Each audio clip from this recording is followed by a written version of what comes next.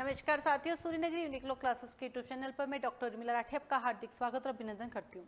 बात करें जेलो के एग्जाम की, कंफ्यूजन चल रहा है एक कि जेलो के एग्जाम, कोई कह रहा है कि जेलो का एग्जाम अक्टूबर में है और कोई कह रहा है नवंबर में है। तो इसको लेके अभी बहुत सारे बच्चों के कंफ्यूजन चल रहा है। नंबर 1, तो आइए, जेलो के एग्जाम की डेट बिल्कुल आप सही कह रहे हैं कि पहले जेलो के एग्जाम की डेट जो थी वो थी आपके 28 और 29 अक्टूबर।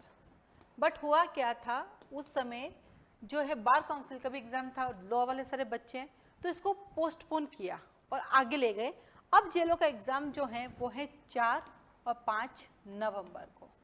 तो क्लियर कर देती हूँ, जेलो का एग्जाम नवंबर में है।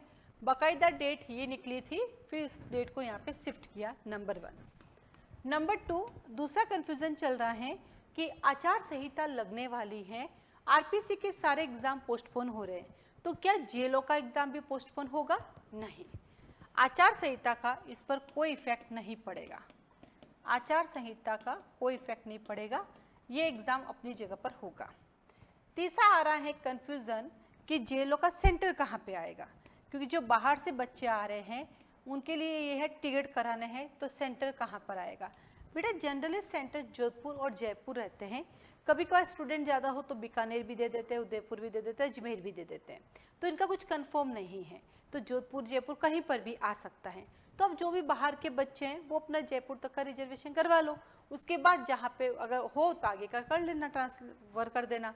तो ये लोगों का है कि भाई पहले दे देना चाहिए सेंटर, ताकि बाहर से जो बच्चा आए वो कंफर्टेबल है। जैसे अब हायर जुडिशरी है छत्तीसगढ़, तो पहले से बिलासपुर है तो और डेट भी है, तो आराम से टिकट बनवा सकते हो, क्योंकि फिर आपको जाके तत्काल टिकट बनाना थोड़ा सा होच-पोच रहता है। लेकिन जनरली सेंटर जोधपुर और जयपुर रहते हैं, पर स्टूडेंट ज़्यादा होने पर वो एक्स्ट्रा भी सेंटर कर सकते हैं।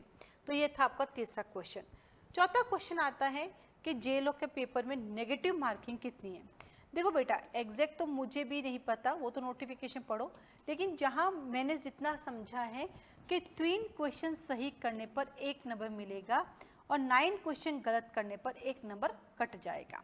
फिर भी आप एक बार वेरीफाई इसको जरूर कीजिएगा, हो सकता है कि मेरा थॉट यहाँ पे एनालिसिस जो है गलत हो सकता है, एक बार इसको देख लीजिएगा। अगला क्वेश्चन आता है कि जेलो का एग्ज़ाम क्या हमने फॉर्म तो भरा है, पर क्या हम जेलो का एग्ज़ाम दें या नहीं दें? एग्ज़ाम दे या नहीं दे? देखिए, हमने फॉर्म क्यों भरा? अपनी प्रैक्टिस के लिए, और जब हमें प्रैक्टिस करनी है तो नहीं का तो सवाल ही पैदा नहीं होता है। जेलो का एग्जाम देने से आपको बेनिफिट ही होगा। मान लो आप जुडिशियल एस्पिरेंट है, आपको जज बनना है और जज ही बनना है, जेलो बन के भी आप जज ही बनेंगे, इसमें कोई डाउट नहीं है, क्योंकि जेलो बनने के बाद आप अपना एग्जाम देंगे और जज के लिए रास्ता खुलेगा।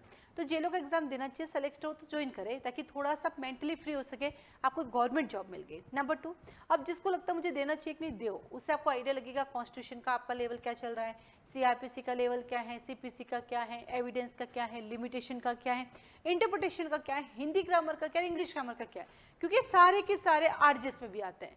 तो आपको बेनिफिट मिलेगा, वो गलतियां जो होगी उसको आप ठीक करके आरजीएस के एग्जाम में परफॉर्मेंस दे पाएंगे, क्योंकि आरजीएस का एग्जाम 2023 में अब होना नहीं है, क्योंकि सितंबर आ चुका है, अब तो फॉर्म निकल भी जाएंगे तो इतना फास्ट करवाएंगे नहीं।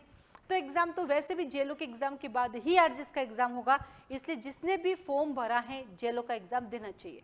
आप राजस्थान के तो 100% है, राजस्थान के बाहर के तो भी देना चाहिए। गवर्नमेंट जब गवर्नमेंट ही होती है और लाइफ टाइम सेफ्टी होती है, हमारे जीवन में दोबारा कोरोना जैसा कुछ नहीं आएगा बस उम्र में, क्योंकि बच्ची थोड़ी सी उम्र है, अब सालों बाद आएंगे, 100 साल बाद फिर कुछ होगा, लेकिन कभी भी आपदा किसको पूछ के नहीं आती, घर परिवार में भी 100 कंडीशंस चेंज होती हैं, इसलिए एक सरकारी नौकरी तो चाहिए ही चाहिए, तो देना डेफिनेटली चाहिए। तो आपका ये सवाल भी क्लियर होता है कि मुझे जेलो का एग्जाम देना चाहिए कि नहीं। अगला क्वेश्चन आता है कि जेलो का एग्जाम कौन सी लैंग्वेज में होगा? फॉर्म भर दिया, अब लैंग्वेज पूछ रहे हो। भैया राजस्थान के सारे एग्जाम हिंदी और इंग्लिश दोनों में होता है, हिंदी और इंग्लिश दोनों में होता है। अगला एग्जाम जेलो का पेपर कैसा होता है? फॉर्म भरने के बाद पूछ रहे हैं बेटा, प्री होता है और देन इंटरव्यू होता है, इसमें मेन का अलग से कुछ नहीं होता है, प्री और इंटरव्यू होता है, ठीक है। तो ये जेलो के लेके आपकी जो क्वारीज है वो हमने क्लियर की। इसके साथ ही साथ सूर्यनगरी यूनिक्लो क्लासेस में जेलो की टेस्ट सीरीज अवेलेबल है, आप वो ले सकते हैं, मॉक टेस्ट सीरीज अवेलेबल है वो ले सकते हैं, सिंगल टेस्ट पेपर अवेलेबल है वो ले सकते हैं। सारे के सारे टेस्ट पेपर व्हाट्सएप पर पीडीएफ फाइल में ही मिलते हैं, व्हाट्सएप पर PDF फाइल में आप आराम से प्रिंट आउट निकाल के उसको कर सकते हैं। Test series, mock test, single paper test series की फीस के रिगार्डिंग आप मुझे कॉल मैसेज कर सकते हैं। मेरे नंबर यहाँ पे दिए हुए हैं, एक बार मैं फिर से लिख देती हूँ अपने मोबाइल नंबर 9950574460 पे आप पता करके ले सकते हैं। टेस्ट सीरीज अवेलेबल है। रिकॉर्डिंग लेक्चर JLO की मेरे पास नहीं है, JLO की क्लासेस क्रैश कोर्स नहीं है क्योंकि शॉर्टकट से कुछ नहीं होता, नहीं चलाती मैं। हाँ, जुडिशरी के बैचेस अवेलेबल हैं, जुडिशरी के मॉर्निंग इवनिंग में बैचेस चलते हैं, लाइव क्लासेस हैं, आप जोधपुर आकर भी ज्वाइन कर सकते हैं, घर बैठ के भी पढ़ सकते हैं, वो सब चीज़ें अवेलेबल है। उसके लिए आप कॉल मैसेज करके इंक्वायरी ले सकते हैं। आज के लिए धन्यवाद।